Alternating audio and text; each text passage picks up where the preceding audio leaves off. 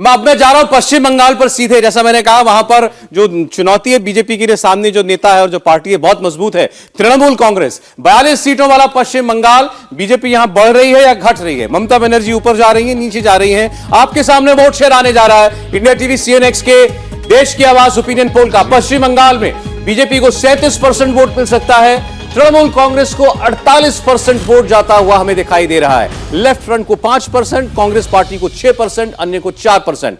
यहां हम ये मान के चल रहे हैं कि ये अलायंस हो रहा है, मतलब तृणमूल, लेफ्ट और कांग्रेस का वोट शेयर जुड़ रहा है। उस परिस्थिति में अगर आप देखेंगे तो एक बहुत फॉर्मिडेबल कॉम्बिनेशन दिखाई देता है और तृणमूल कांग्रेस अपने ही दम पर 48% वोट हासिल करती हुई हमें दिखाई दे रही है। बीजेपी को 37% वोट दिखाई दे रहा है। 2019 में भी सबसे बड़ी पार्टी तृणमूल कांग्रेस ही बनी थी और हम लोकसभा चुनाव की बात कर रहे हैं, लेकिन क्या ये गैप 19 से ज्यादा है? आप वोट शेयर में अगर देखें और अलायंस को खास तौर पर जोड़ देते हैं तो लगता है कि ये गठबंधन जो है और ममता बनर्जी पश्चिम बंगाल में बीजेपी की दाल नहीं गलने दे रहा है, कम से कम उस हद तक तो नहीं जहां तक भारतीय जनता पार्टी चाहती होगी। मैं भी सीट नहीं खोल रहा हूं, 1 मिनट के अंदर सीट भी आपको बताऊंगा, लेकिन वोट क्या बता रहा है प्रदीप जी? वोट बता रहा है कि पोल पोजीशन में है ममता बनर्जी। उन्होंने कंसोलिडेट किया है। पंचायत चुनाव में जो नतीजा आया है, इतनी हिंसा वगैरह के बावजूद उसको माइनस कर दें तब भी उनकी जो स्थिति है उसको कोई हिला नहीं सकता, कोई डिगा नहीं सकता। ये बड़ा स्पष्ट दिखाई दे रहा है। लेकिन लोकसभा चुनाव विधानसभा और पंचायत चुनाव से अलग होता है। हालांकि पश्चिम बंगाल में एक ये ट्रेंड है कि पंचायत में जो आगे दिखता है वही लोकसभा में भी आगे दिखता है। ये काफ़ी समय से ट्रेंड चल रहा है, तो वो एक इंडिकेटर होता है। तो इंडिकेटर जो है वो बिल्कुल सही है। तृणमूल कांग्रेस नंबर 1 है, इसमें कोई दो राय नहीं है। बीजेपी अब यहाँ से कितना रिकवर कर सकती है, उसको सबसे बड़ा सेटबैक लगा 2021 के विधानसभा चुनाव के बाद। जो हिंसा हुई बीजेपी के कार्यकर्ताओं के साथ, उनको जो पलायन करना पड़ा, घर जलाए गए, बलात्कार, हत्या जो कुछ हुई, उनको लगता है कि राष्ट्रीय पार्टी ने हमको छोड़ दिया, हमारी सुध नहीं ली, हमारी सुरक्षा के लिए कुछ किया। बीजेपी का वर्कर ये सोचता है। हाँ, इसलिए उनके मन में निराशा है। लेकिन वो परिस्थिति बदल रही है, उसको बदलने में समय लगेगा। चुनाव आते आते कितना बदलाव होगा ये देखने की बात। चलिए, मैं सीधे सीटें दिखा रहा हूं आपको। अब इंडिया टीवी CNX का ओपिनियन पोल। पश्चिम बंगाल की 42 सीटें। पिछली बार तृणमूल के पास 22 सीट थी, बीजेपी के पास 18 सीट थी। बीजेपी बढ़ रही है या घट रही है? आपके सामने आ रही हैं सीटें पश्चिम बंगाल की। ओपिनियन पोल के मुताबिक तृणमूल कांग्रेस एक लंबी छलांग लगाते हुए 22 से 29 पर पहुंचती दिखाई दे रही है। बीजेपी को 6 सीटों का नुकसान बंगाल में हो सकता है, 12 पर आकर सिमट सकता है बीजेपी का आंकड़ा। लोकसभा चुनाव अगर आज हो जाए पश्चिम बंगाल में तो 12 सीटें बीजेपी जीतेगी। 2019 में 18 सीटें जीतने वाली पार्टी को 6 सीटों का नुकसान, और दूसरी ओर कांग्रेस पार्टी को भी 1 सीट का नुकसान। 2 सीटें कांग्रेस के पास थी, वो 1 सीट पर आ सकती है। तो यह आप देख रहे हैं कि बीजेपी को नुकसान बंगाल में होता दिख रहा है। और ओवरऑल टैली पर अब आप जरा नजर डालिए। 228 पर भाजपा, इंडिया अलायंस 146 पर आ चुका है और अन्य 37 पर। 411 सीटों का सर्वे हम आपको दिखा चुके हैं, यानी 130 सीटें जो हैं वो अभी आना और बाकी हैं। 228 एनडीए, 146 इंडिया अलायंस, 37 सीटों पर अन्य आपको दिखाई दे रहे हैं खड़े हुए। तो पश्चिम बंगाल की 42 सीटों में इजाफा तृणमूल कांग्रेस कर रही है इंडिया अलायंस में। लेकिन और प्लस माइनस एक बार जल्दी से देख लीजिए आप। बीजेपी 6 सीट का नुकसान, 6 सीट का नुकसान भाजपा को 2019 की तुलना में। तृणमूल कांग्रेस को 7 सीटों का फायदा और कांग्रेस पार्टी को 1 सीट का नुकसान। जी कुछ कह रहे थे? नहीं, हम ये कह रहे हैं कि ये देखिए, इसका मतलब अलायंस से टीएमसी को फायदा हो रहा है, कांग्रेस और सीपीएम को नहीं हो रहा है। तो टीएमसी की सीटें बढ़ रही हैं, उसकी वजह यह है कि मुस्लिम वोट का कंसोलिडेशन और ज्यादा हो रहा है। वो जो डिवीजन थोड़ा बहुत होता था सीपीएम और कांग्रेस की तरफ, वो खत्म हो जाए। इसीलिए टीएमसी चाहती है कि कांग्रेस और सीपीएम चुनाव लड़े ही ना पश्चिम बंगाल में, या उनके अलायंस का मतलब यह है कि वो सब सिर्फ तृणमूल ही लड़ ले वहां पर। हाँ, वो कह रहे हैं कि बंगाल हमारे लिए छोड़ दीजिए, बाकी देश में आप लड़िए, बाकी देश में हम आपका समर्थन करेंगे। पृथ्वी जी जरा जल्दी से, क्योंकि इसके क्षेत्रवार भी नतीजे हमारे पास है। रीजन वाइज क्या ट्रेंड निकल करके आया है ओपिनियन पोल का पश्चिम बंगाल में? नॉर्थ बंगाल में देखिए आप, 8 सीटें हैं।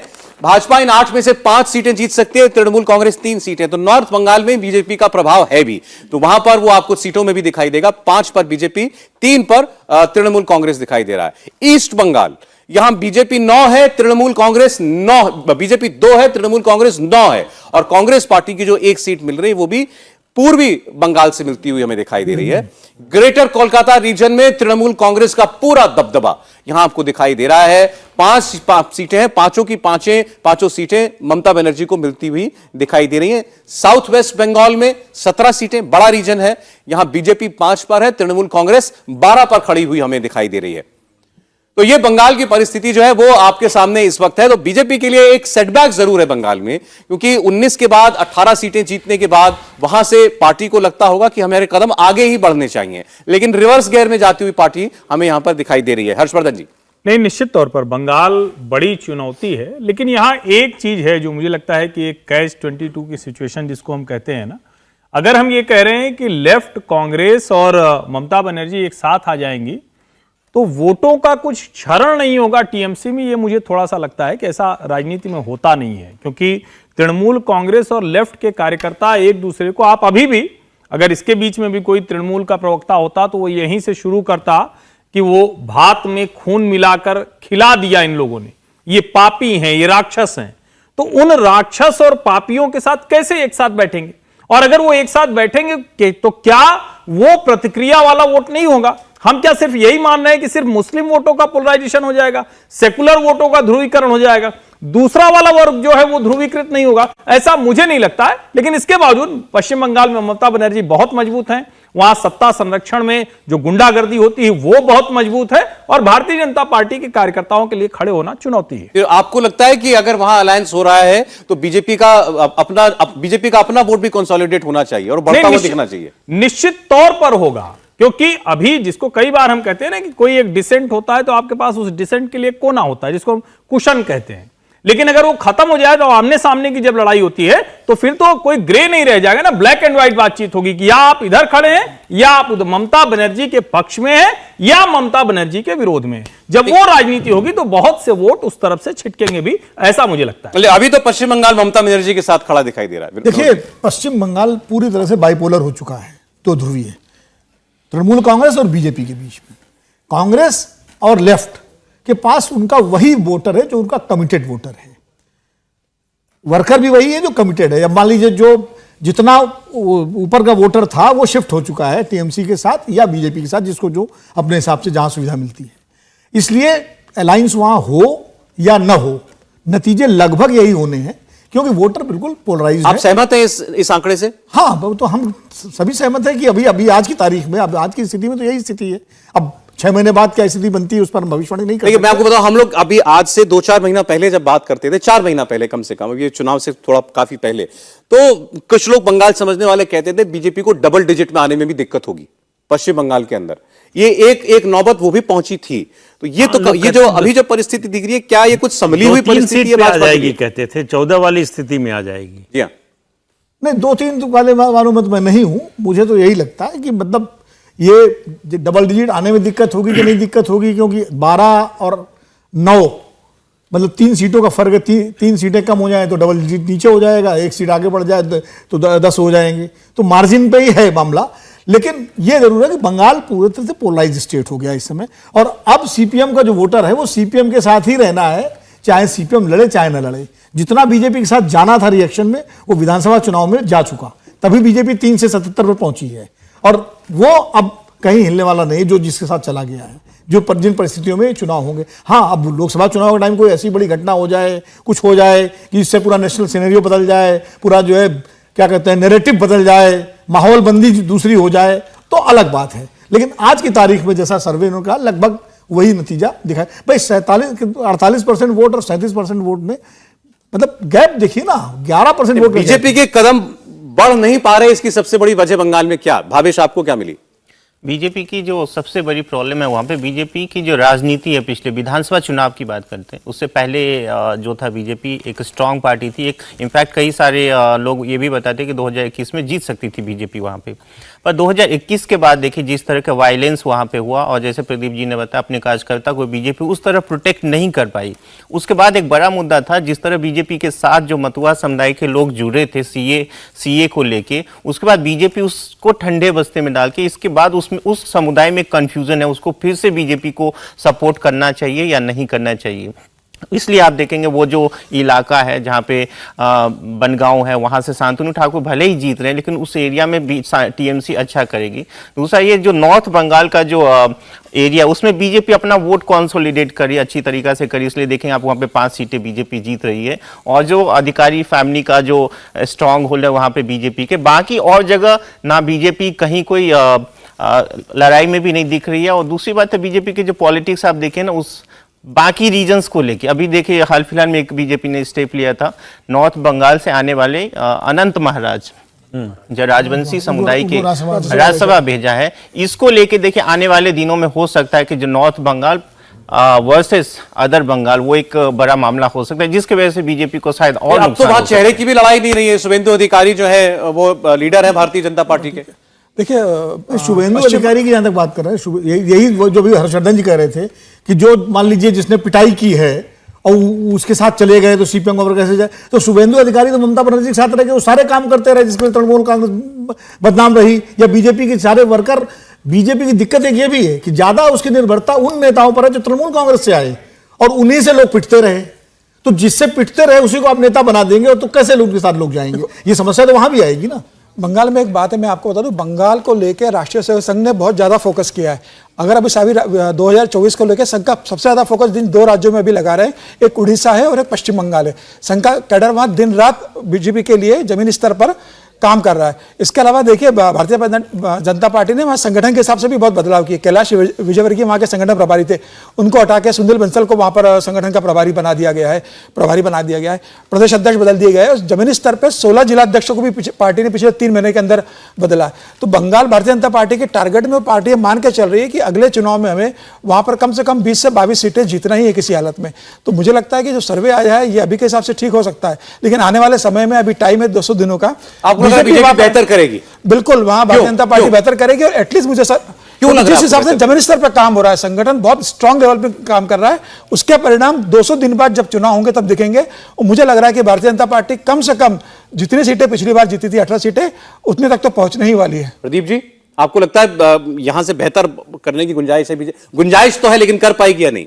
नहीं, जिस तरह से आप देखिए 2021 के चुनाव के बाद जो स्थिति हो गई थी, उसमें तो लग रहा था पूरी बीजेपी डूब ही गई जैसे। लेकिन जो राइटर्स बिल्डिंग पर प्रदर्शन हुआ बीजेपी का, वहाँ से माहौल में बदलाव आया है। वहाँ से फिर नेशनल पार्टी के लोग भी गए, उसके बाद संगठन में भी बदलाव किया गया, और उसके अलावा कई तरह के परिवर्तन किए गए। वहाँ से बीजेपी जो है लगातार धीरे धीरे बढ़ती हुई दिख रही है, घटती हुई नहीं दिख रही है। कितना कवर कर पाएगी, कितना आगे बढ़ पाएगी, ये देखने की बात है। लेकिन एक मुद्दा जो भावेश ने उठाया वो बड़ा संवेदनशील मुद्दा है, और वो है मतुआ समुदाय का सीए को लेकर। 18 में वोट मिला था मतुआ समुदाय का पूरा बीजेपी को, इसलिए कि वो उनको उम्मीद थी कि सीए आएगा। लेकिन 21 में ममता बनर्जी ने डराया कि सीए अगर लागू होगा तो पहले तुमको जो है कैंप में रख देंगे, तुमको घोषणा मतलब एफिडेविट देना पड़ेगा कि तुम बाहरी हो और इस देश के रहने वाले नहीं हो, और तुमको कैंप में भेज देंगे, ऐसा कर देंगे। और सीए चूंकि लागू नहीं हुआ इसलिए और निराशा हुई, इसलिए मतुआ समुदाय फिर से टीएमसी के साथ चला गया। इस बार क्या होगा? कई बार 4-5 बार ये वादा कर चुके हैं अमित शाह कि सीए जरूर लागू होगा। क्या लोकसभा चुनाव से पहले लागू होगा? ये एक बड़ा मुद्दा होगा। ये चर्चाएं होती रहती हैं कि शायद उसके नियम जो है बनने वाले हैं। हाँ। लेकिन अब ये अगर नतीजा पश्चिम बंगाल का आता, हमारा सर्वे जो दिखा रहा है, अगर ये 2024 का कोई रुझान है, कोई ट्रेंड है अगर, तो ये ममता बनर्जी के स्टॉक को क्या बता रहा है? ममता बनर्जी का ग्राफ तो बढ़ता हुआ दिखाई दे रहा है इसमें, और उनका जो अपोजिशन का जो कुनबा है उसमें ममता बनर्जी का वजन भी बढ़ेगा। देखिए, ममता बनर्जी का वजन बढ़ा हुआ है, और ममता बनर्जी जिस साम दाम दंड भेद की राजनीति है उसमें बंगाल में निर्विवाद नेता है। शुभेंदु अधिकारी उनके लेफ्टिनेंट थे, आ गए, वो अभी भारतीय जनता पार्टी के साथ हैं। मुकुल राय आए गए, भाजपा में रहते, तृणमूल कार्यालय, वो पता नहीं क्या क्या किया। लेकिन अभी जो एक जिसको भावेश जी ने कहा, अनंत महाराज को भारतीय जनता पार्टी ने राज्यसभा भेज दिया। अब कहने के लिए तो ठीक है, कहेंगे कि उस वर्ग को लेकर आते हैं, उनके नेता हैं, लेकिन मूल रूप से जो राष्ट्रीय स्वयंसेवक संघ और भारतीय जनता पार्टी की किसी भी विभाजनकारी राजनीति वाले नेता को नहीं पसंद करते। ठीक है, राजनीतिक मजबूरी की वजह से बहुत से समझौते भी किए हैं। अनंत महाराज बाकायदा राज्य विभाजन के नेता हैं, वो उनकी मूल पहचान यही है। और उस नेता को अगर भारतीय जनता पार्टी राज्यसभा में भेज रही है, कहा यह जाता है कि चूंकि शुभेंदु अधिकारी ने वही नाम दिया, भारतीय जनता पार्टी की जो यूनिट है वो इसके खिलाफ थी, दूसरे नाम दिए गए थे, तो वहां इतने द्वंद्व में है भाजपा। और जो विधानसभा चुनाव के समय कैलाश विजयवर्गीय जी प्रभारी होकर गए, जो कुछ हुआ वो भाजपा को और पीछे ले गया है। तो कैडर लड़ रहा है, ममता के खिलाफ वहां आक्रोश भी बहुत है। दरअसल पब्लिक लड़के भाजपा को वहां पहुंचा रही है, क्योंकि कांग्रेस और लेफ्ट विकल्प नहीं है। लेकिन अपना नेता ना होना, अपनी कोई पक्की वाली पॉलिसी ना होना, और बीच बीच में लगना कि अच्छा चलो ये चांस ले लेते हैं, शायद इसी पे कुछ हो जाएगा, वो भाजपा को मुश्किल में डाल रहा है। देखिए, आप जरा मैं टैली की बात करूंगा आपके सामने। ओवरऑल आप आंकड़ों पर नजर डालें अगर आप, 411 सीटों का सर्वे आपके सामने आ चुका है। 130 सीटें अभी और खुलना बाकी हैं। 228 पर भारतीय जनता पार्टी पहुंच चुकी है। मैं तो 272 से आप अभी देखिए कितना पीछे रह गई है भाजपा। 272 पर पूर्ण बहुमत की सरकार बनती है और 34 उससे सीटें केवल पीछे है भारतीय जनता पार्टी। 44 सीटें पीछे इस वक्त भारतीय जनता पार्टी उस जादुई आंकड़े से दिखाई दे रही है। और राज्य कौन कौन से बचे हैं अभी हमें उत्तर प्रदेश की बात करना बाकी है, हमें अभी उड़ीसा की बात करना बाकी है, अभी जितने भी केंद्र शासित प्रदेश हैं उनकी रिपोर्ट अभी हमने आपको नहीं बताई है, उत्तराखंड अभी बाकी है। तो ये सारे राज्य मिलकर क्या भारतीय जनता पार्टी को 272 के ऊपर और ऊपर तो कितना ऊपर पहुंचा सकते हैं, ये अभी आपके सामने वो उन राज्यों का जब डेटा आएगा तो हम आपको बताएंगे। लेकिन ये जरूर है कि अभी बीजेपी एक बड़ी मजबूत परिस्थिति में दिखाई देती है। अभी तक का सर्वे हमको ये इशारा कर रहा है। और उत्तर प्रदेश में क्या बीजेपी ने अपने आप को और कंसोलिडेट किया है, और ये अलायंस जो हुआ है इसका क्या सबसे ज्यादा चलना वो उत्तर प्रदेश में ही जरूरी है, इसका सबक अभी तक के सर्वे का विपक्ष के लिए क्या यही सबसे बड़ा है, इस पर भी हमारी आगे चर्चा होगी। लेकिन अलायंस, आप ऑपोजिशन अलायंस की बात कीजिए तो ग्राफ जो है वो भी 146 यानी 150 के आसपास अभी आपको ठहरता हुआ दिखाई दे रहा है। और पश्चिम बंगाल ने एक उम्मीद जरूर जगाई है विपक्षी खेमे में कि ममता बनर्जी अगर अपने राज्य में पूरे दमखम के साथ लड़ सकती हैं और बीजेपी का आंकड़ा कम कर सकती हैं तो ये और राज्यों में भी किया जा सकता है। लेकिन ममता बनर्जी जैसी शख्सियत शायद और किसी राज्य में विपक्ष के पास भी नहीं है जो जिसका वैसा कोई एक छत्र होल्ड हो। हाँ बिल्कुल नहीं है। जैसे बिहार में लालू नीतीश 2 हैं, एक नहीं है। नहीं, महाराष्ट्र में शरद पवार कांग्रेस 3 हो जाते हैं, ममता बनर्जी अकेली है जो जिनका पूरा होल्ड है। हाँ, स्टालिन को आप मान सकते हैं, तमिलनाडु में एक शख्सियत वो हैं। मुझे एक बात जो भी सबीर कह रहे थे कि संघ ये मेहनत कर रहा है, बीजेपी मेहनत कर रही है, तो लगता है जब ममता बनर्जी चुपचाप बैठी रहेंगी क्या 2024 तक? वो भी तो उसका काउंटर करेंगी। अगर हमें मालूम है कि संघ क्या कर रहा है, बीजेपी क्या कर रही है, सुनील बंसल चले गए, तो उनका भी तृणमूल कांग्रेस का भी नेटवर्क है, वो भी उसका काउंटर करेंगे अपनी तरीके से जमीनी स्तर पर। तो इतना आसान भी नहीं है ना कि एकदम से संघ चला। और संघ का तो एक खास बात है, बीजेपी जीतती है तो संघ जिताता है, और बीजेपी हारती है तो संघ घर बैठ जाता है कि नहीं हम तो बैठ गए इसलिए हार गई बीजेपी। वो तो संघ बिल्कुल सेट नैरेटिव है। जो चुनाव बीजेपी हारती है ये सब संघ ने समर्थन, संघ बैठ गया था। हाँ नहीं, संघ ने समर्थन नहीं किया, और जब जीत जाती है तो संघ ने पूरी जान लगा दी। नहीं, ऐसा है, पश्चिम बंगाल में सबसे बड़ा नेगेटिव जो ममता बनर्जी के लिए होने वाला है वो शिक्षक भर्ती घोटाला। जो नोट दिखाई दिए उनके मंत्रियों के यहाँ से पार्थ चटर्जी के घर पर, जिस तरह से हाई कोर्ट की निगरानी में उसकी जांच हो रही है, उनके मंत्री जेल में हैं, वो सबसे बड़ा। देखिए, रोजगार की बात हो रही है कि रोजगार का बड़ा असर है। जो जेन्युइन लोग हैं उनसे रोजगार आपने छीन लिया रिश्वत के लिए। यह मुद्दा ऐसा है जिसका ममता बनर्जी के पास कोई तोड़ नहीं है, कोई जवाब नहीं है उसका। सबसे ज्यादा नुकसान अगर पश्चिम बंगाल में ममता बनर्जी के लिए हो रहा है तो ये शिक्षक भर्ती घोटाले का, और अलग अलग मामलों में जो भ्रष्टाचार के मामले आ रहे हैं, कोर्ट तक जा रहे हैं, गिरफ्तारी हो रही है, मुकदमा चल रहा है, उन सब का असर जो है निश्चित रूप से चुनाव के समय दिखाई देगा। अब जो, लेकिन इससे पहले हमने बात की थी प्रदीप जी की अलायंस का कितना प्रभाव पड़ा है।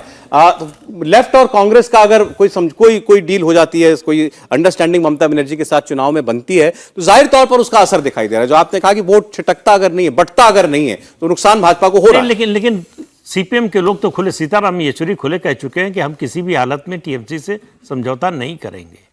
ये तो बेंगलोर की बैठक से बैठकों में क्यों जा रहे हैं फिर वो? बैठक में जा रहे हैं, ऑल इंडिया जो है वो एक alliance के- मैं इसकी बात ही कर रहा हूं, मतलब दो लोकसभा चीजें चुनाव। उन्होंने कही, 2 राज्यों में समझौता नहीं होगा किसी से, केरल में और पश्चिम बंगाल में टीएमसी समझौता नहीं करेगी।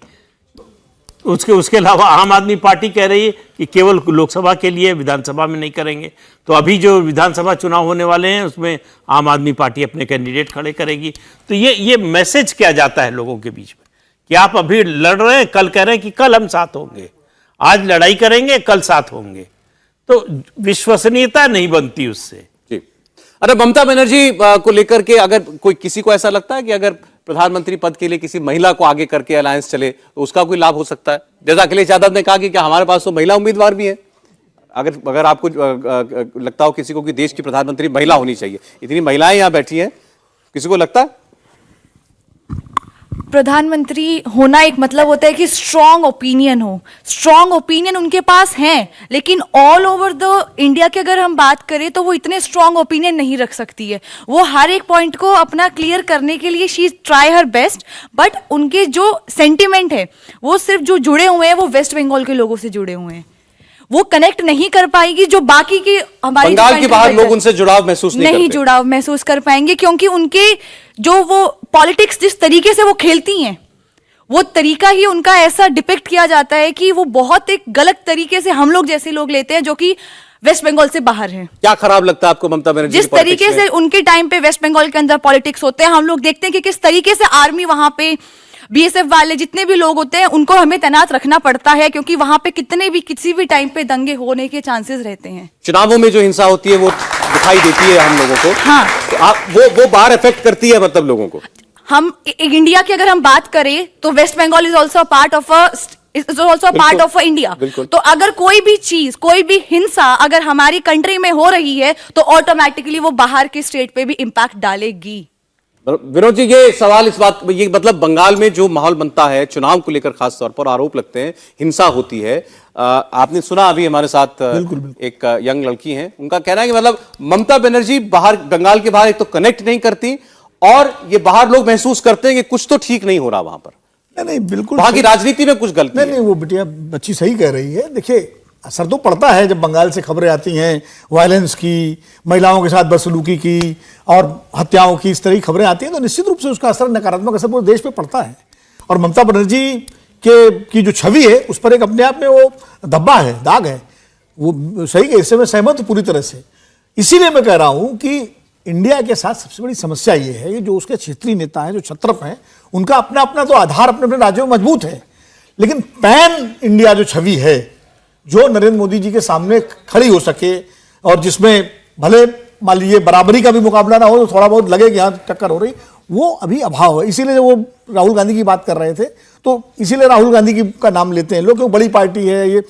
तो मुझे लगता है ये तो ममता बनर्जी को सोचना पड़ेगा, ये तो दिक्कत है। इसके बावजूद एक बात मैं जरूर कहूंगा कि ममता बनर्जी अगर बंगाल में अपना वोट कंसोलिडेट कर पाती हैं और अपनी सीटें 29, 30, 35, 32 जो भी कर पाती हैं, तो निश्चित रूप से अगर कोई समीकरण बनता है तो वो एक बड़ी दावेदार के रूप में सामने आ सकती है।